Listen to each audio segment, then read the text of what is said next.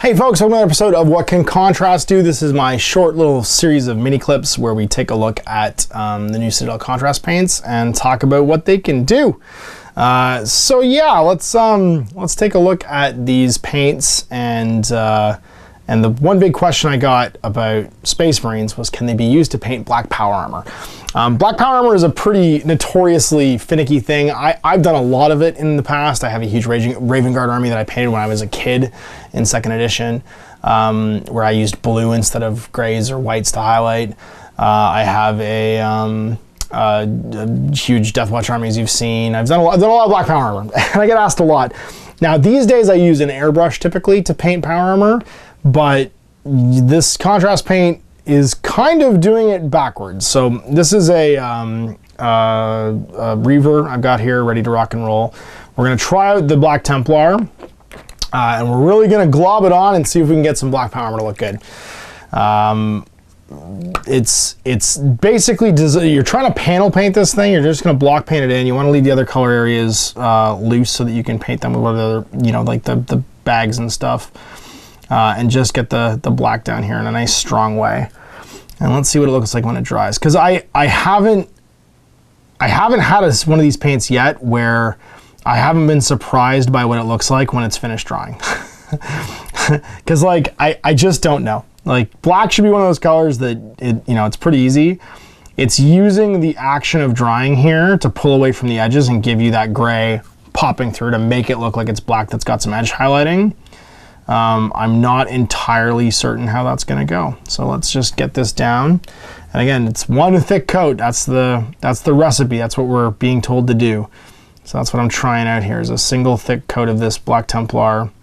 And then we'll give it a good long time to dry, because I want to give it a fair shake and see what it looks like once it's had a chance to like do its thing.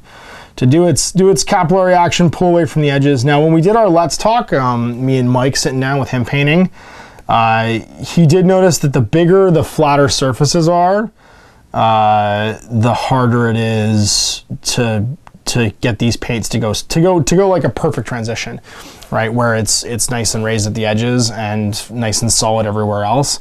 They tend to pool funny. You do want to be careful too, especially if you're doing black. If you're going to use contrast paints for like your skin tones and stuff, don't go too quickly. Don't just slop it on, because you're trying to avoid all the spots where another contrast paint's going to go.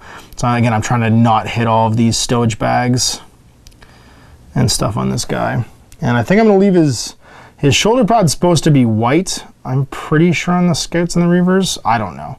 I'm not 100% sure. So, but I'm just going to paint it all black anyway, because even though, let's say he's a Black Templar, he's a Black Templar who's showing us how this looks just bagged onto black power armor and sort of like slopped on as heavy as we can.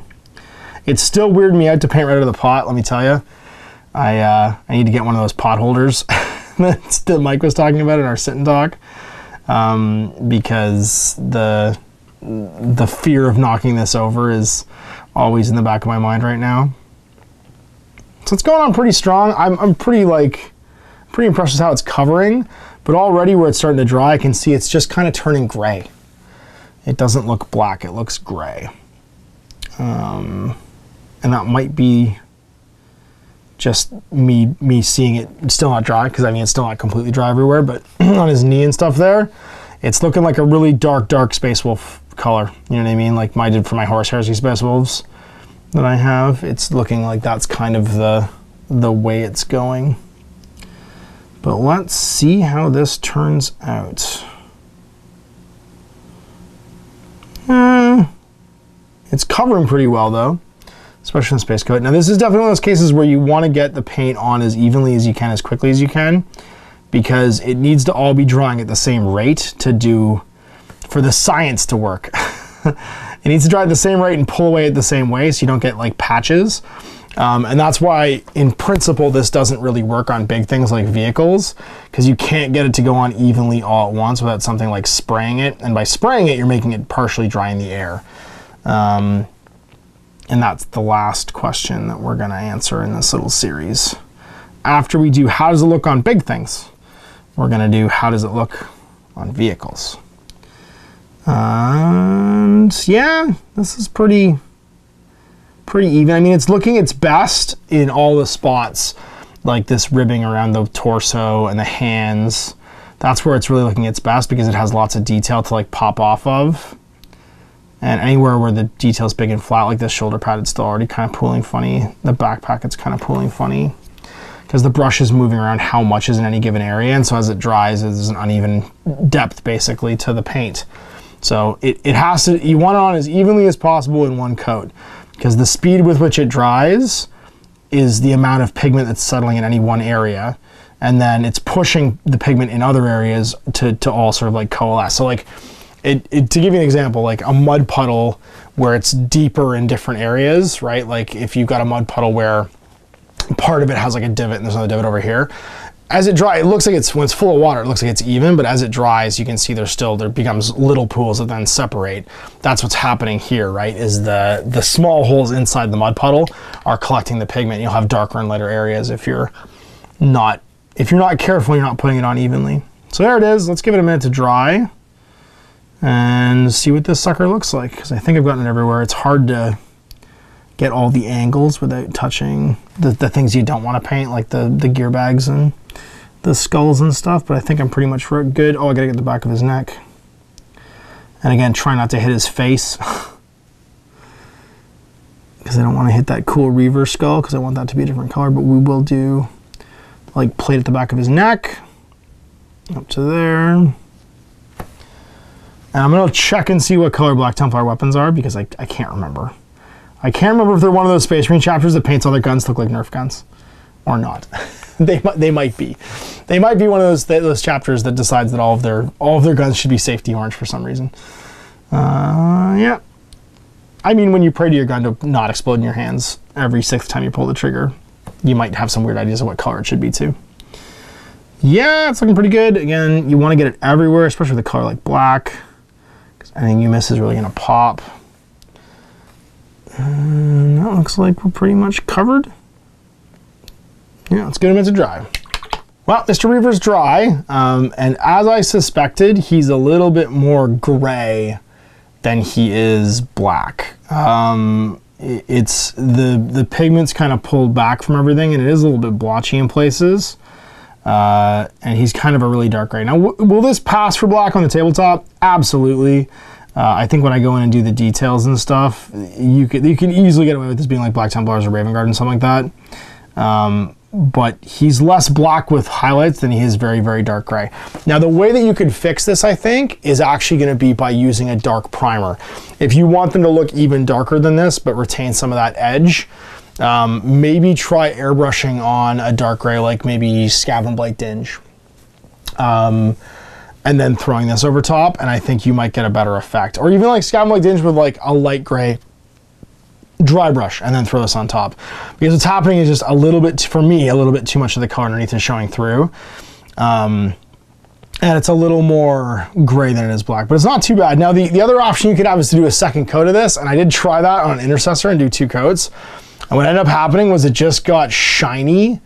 It got darker, and there's still some nice edge highlights, but it got really shiny, and in places it's just pure black. Like, it's just not even showing the edge highlights and stuff anymore. So you could do 2 thick coats or 1 thin coat, and it definitely will work. I think that you just need to be quick about getting it on, and understand that it's not going to be pure black. It's gonna have some like definition and stuff to it. So let's just bang out the rest of this stuff. I'm going to use snakebite leather. Let's do wildwood actually on all of his pouches. I'm going to throw some basilicum gray on his weapons, and then he'd be ready to, and some flesh tone down, and he'd be ready to like highlight and finish up. But if you wanted to call him done, you could call him done. If you were looking to go just the contrast paint route and get this stuff finished quickly and not do any highlights afterwards and say like, this is my Black Templar army, you could certainly call it finished.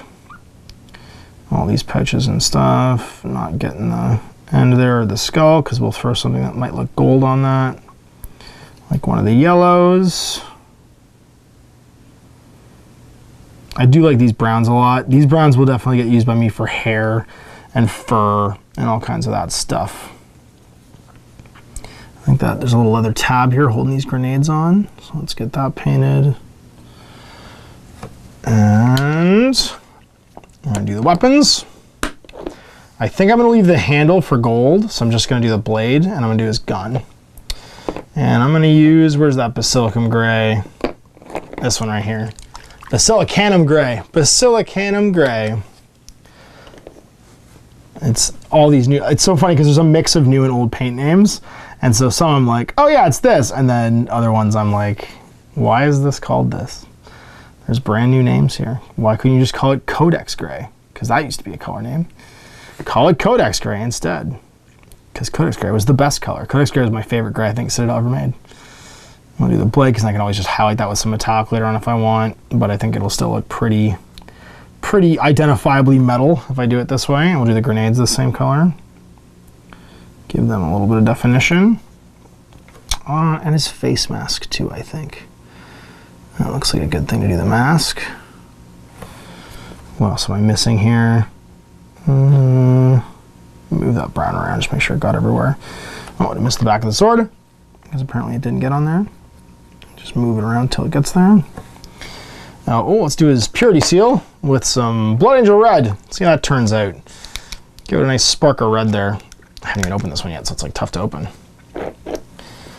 You're gonna go just there on the seal, and then let's try Skeleton Horde, I think, for, there's a little bit too much, I think. Just blot some of that up.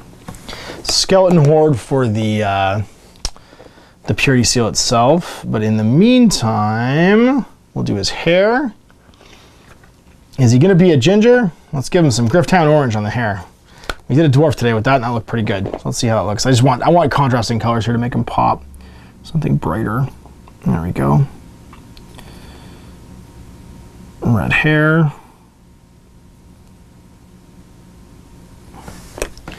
And then let that dry for a minute because I don't want that to bleed into the skin tone. So we'll wait for a minute to let that dry and just find something. Actually, it's dry enough there that I could find something for the gold. Let's try that yellow. Yandon yellow on all the bits that are going to be gold, because I can always highlight them gold again afterwards, but this, at least that's like a base tone. That's pretty cool. I might use something a little more like orange brown. One of the flesh tones maybe, but I think it looks good enough, especially if you're using this to cheat and go fast. He's certainly table worthy. He just really needs some technical paint or some sand and stuff to make him Gilliman Flesh. Yeah, he's a Space Marine. He's not a Gilliman Space Marine, but he's a Space Marine. Put that on there. Let that pop out. There we go. And then where's that? Skeleton Horde. Nazdrag. Oh, Nazdrag probably would look good for the gold. Actually, the Nazdrag yellow, because it's a little more golden. Skeleton Horde for my purity seal. And we'll call that job done. Oof. Something bled down into the red there. Oh, that was from the bolt gun. Yeah, you gotta watch this stuff, especially when I'm spinning the model around like this. You gotta watch for stuff just naturally like getting spun around and ending up in the wrong spot. All right, there we go. I mean, there's a Black Power Armor Space Marine. Oh, you know, let's try the Nazdrag on the back, because I did leave some, I left a skull back here. Let's let that dry though. I'm gonna let this stuff dry, and we'll come back and do the last couple colors because I don't want them to bleed together. So here are our Reaver and Intercessor done with the Black Templar Black. And you can see here the Reaver, he's fairly gray, fairly matte, with some pretty refined detail in the recesses, and with a second coat, he ends up looking like this Intercessor. It's a little more Darth Vader-y. The paint certainly goes on gloss once you do a second layer. But there is still some raised detail on the edges there. So I think you pick your poison, 2 thick coats or 1 thick coat. This is what you're gonna get as a result. And obviously if you're careful and paint around, you can get your other details base coated and stuff too. So do I think it works for Black Power Armor or Black Armor in general? If you're going for a lacquered look, the 2 coat seems to work really well. The single coat is gonna give you more of a deep sort of like Carcharodon gray. So maybe not as good for Black Templars and Raven Guard, but you can certainly use it for like Carcharodons, even Space Wolves, I think, if you even just if you want that old school sort of like pre-heresy look, it would look good on as well. So there it is, some Black Power Armor or Black Armor in general using the new Citadel Contrast paints. And another question, what can contrast do?